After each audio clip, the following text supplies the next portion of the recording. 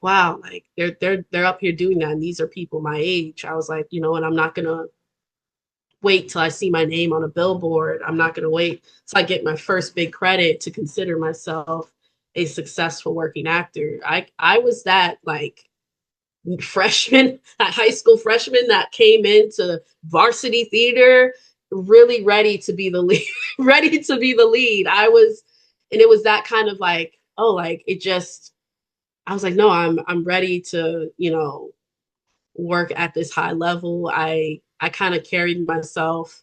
Um, I didn't see myself any different from, I don't know, maybe another working child actor. Like I just happened to be in high school. This high school just happened to be the place where I'm doing my work. It could have been community theater. It could have been on Disney Channel. It could have been on Nickelodeon. It could have been, but for me, it made no difference. I didn't see this as less than.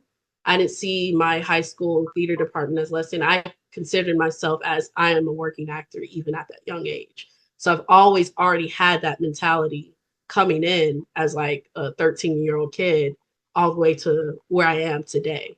Um, I, I tell my close friends this, but like I always considered that everything that I went through in like high school is like a prerequisite of what I would be experiencing on a much larger platform.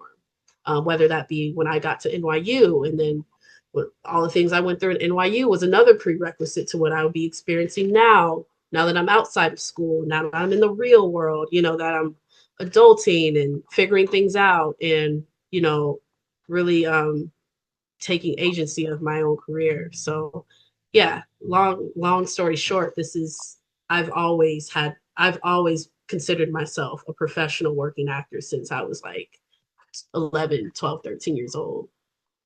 Have you ever felt that you were ahead of your time, per se? And also, how do you steward patience when you see yourself further than your current environment or resources or opportunities?